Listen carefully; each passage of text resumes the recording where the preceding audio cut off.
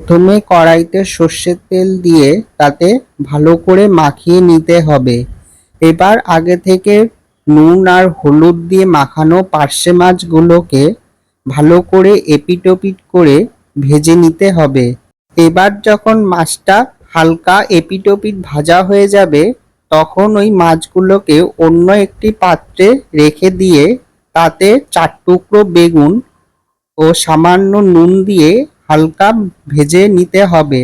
এবার যখন বেগুনগুলো ভাজা হয়ে যাবে, তখন সেই বেগুন তুলে নিয়ে সেই তেলে সামান্য কালো জিরে ও স্বাদমতো লঙ্কা দিয়ে নেড়ে জল দিয়ে 1 চা চামচ হলুদ গুঁড়ো, স্বাদমতো নুন এবং ভেজে রাখা বেগুনগুলো দিয়ে ঢাকা দিতে হবে কিছুক্ষণের জন্য।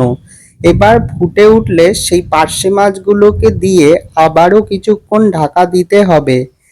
তারপর যখন ফুটে উঠবে তখন ওই ঢাকা তুলে মাছগুলোকে তুলে নিয়ে সার্ভিং প্লেটে গরম গরম পরিবেশন করুন ভাতের সাথে পার্শ্বের টেলটেলে ঝোল।